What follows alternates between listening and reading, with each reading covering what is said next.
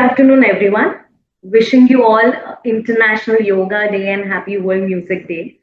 I'm honored to be speaking with you all on a day that reminds us how art and mindfulness together shape the human experience. I'm also thankful to LexDita for having me. It's an absolute privilege to be part of this thought provoking platform, especially as we gather to explore one of the most pressing legal conversations of our time. um, I'm also I feel privileged to be speaking after Mr. Kevin and Raghavendra sir. Um, so moving ahead, we live in an era where machines don't just compute, they compose. As we all know, we have been discussing this aspect since a while. When it comes to machine, they paint, they write poetries, draft legal memos, and attempt Shakespeare's prose as well, and that too in a very questionable flair. Um, so, according to me, creativity is being redefined, but copyright law, it's still rooted firmly in human authorship. Mr. Kevin rightly pointed out in his discussion. So let's just begin with the familiar ground, the Indian Copyright Act of 1957. It is at its core a human centered law protecting expressions, not just ideas, originality, not just inspiration, and authorship, not automation. So, referring section 2, subclause D, the author has been well defined. The author means a natural person, a composer, an artist, a filmmaker, and also a writer. It assumes that creativity flows from human judgment. So now this brings to the first discussion or the pain point, that can a machine exercise judgments? Can it intend to create? Legally, the answer we all know is no. But practically, AI is already creating it. So, where does that leave us? For example, imagine a marketing team uses a generative AI to design campaign, visuals, slogans, and everything is being used. The results, and results are stunning. So here the question is, who owns it? Who's the author? Who deserves credit? And above all, who carries the liability? So under the Indian law, AI can't be an author. So the content, where does that content goes? It might fall into the public domain by default. And that has serious implications for creativity and investment. Now, regarding the part of that, the content, who assigns its rights? The content rights. Who owns it? The authorship. So, how do we assign rights in a world where authorship becomes blurred? If multiple people influence the same system through prompts, through training, or tweaking the content, who owns what? If we refer the same aspect in the UK law, it offers one solution. So, referring the section 9 subclause 3 of the Copyright Act, it defines the author of computer generated works as the person by whom the arrangements necessary for the creation are undertaken. I'll repeat myself, the person by whom the arrangements necessary for the creation are undertaken. Does it sound vague, or is that enough? So, moving ahead, let me take you to a moment that quietly shook the foundations of the copyright law. So, as Raghavendra sir mentioned about the 90s case, and he also presented the arguments, very recently, if we refer the case which happened in the year 2020, the Raghav case. So, the case was all about the AI tool called Raghav, the short form for the robust artificially intelligent graphics and art visualizer that was used to create a specific photograph. And the command was given that the photograph needs to be reinterpreted in the style of Van Gogh's Starry Night. And to an utter interesting fact, that the same was being applied for the copyright registration. And as co-authors, Ankit Sahani, the Indian lawyer and the artist who did this work, has applied to the Copyright Office as co-authoring with the AI tool. And to utter surprise, the AI, the photograph was granted copyright registration by the Indian office. But on contrary, if we look the same aspect, since Ankit Sahani, the applicant, has also applied in the multiple other jurisdictions, that is US and Canada, the results were different. The results were contradictory in nature. If I see from the US, he applied and the response was different, that without human authorship, there can be no copyright. And whereas in Canada, initially it was a flexible view, but granting registration, though even it was not possible, and hence that application is under the scrutiny. So this tells us that the global copyright conversation isn't just about law, but it's about each country perceives creativity in itself.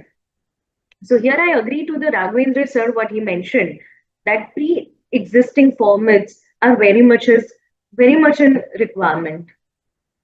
Now let's just understand more about AI's darker potential, that is unauthorized use, infringement, misappropriation.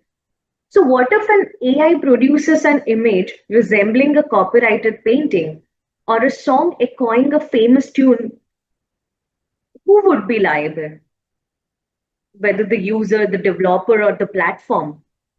So, referring the Section 51 of the Indian law, the Copyright Act, it covers the infringement. But when the creator isn't the human, how would we be able to enforce the accountability?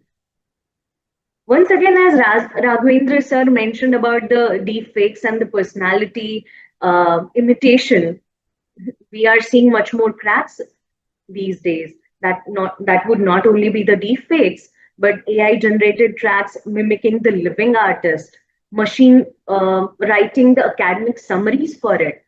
And very recently, a judgment was also being written using the AI tool. So, in law, what can be enforced? It is as good as the non-existent. Also, one of the fact which you all must be knowing about, that training the AI requires the content, not only the specific amount of content, but the content would be in millions and billions. It would be from books, it would be from the music, already existing films, all the data which is already there available on the internet, all hoovered up from the web, and most often without the consent. So Section 52 of the Copyright Act rightly outlines the exceptions for fair use.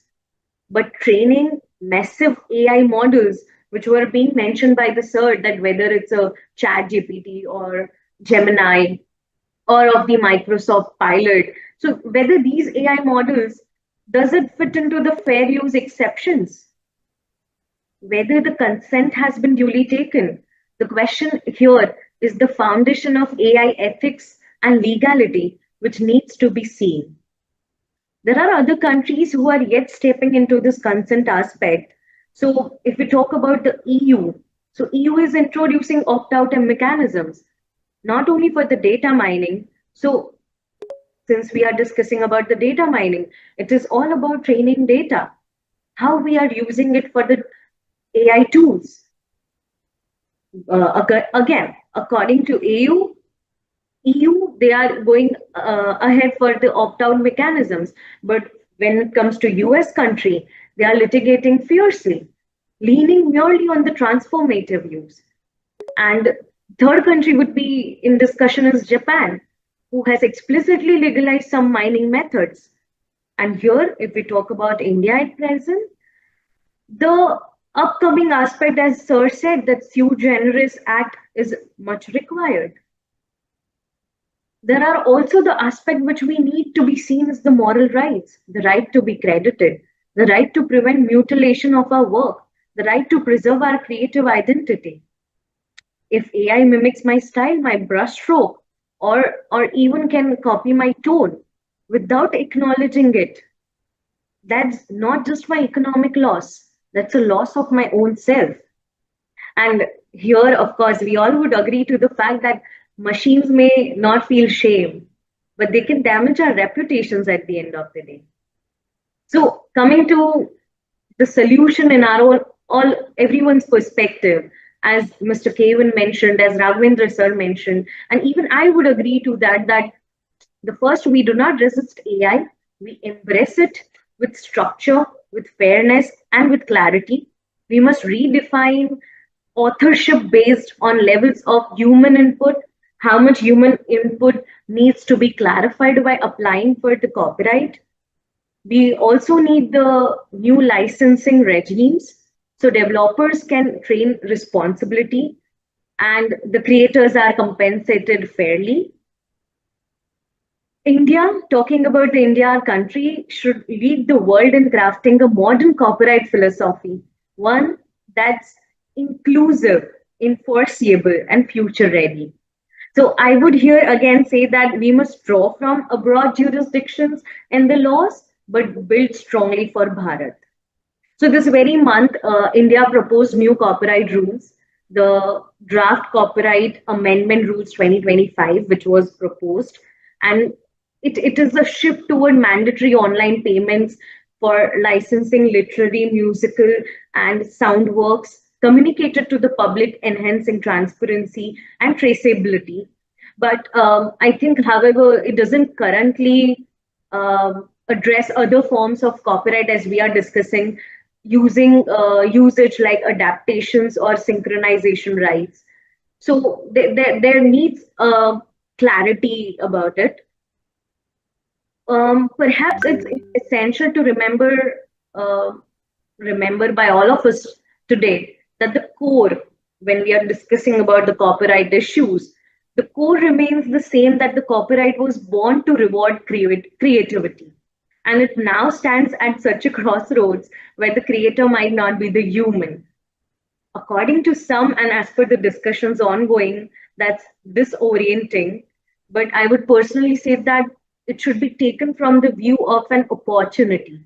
So, an opportunity to rethink originality, to build inclusive protections, to craft a legal philosophy that doesn't fear the future, but it shapes it.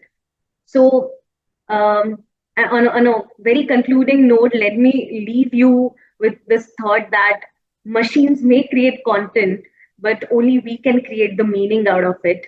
And let's together ensure our legal systems to do justice to both. Thank you so much, sir.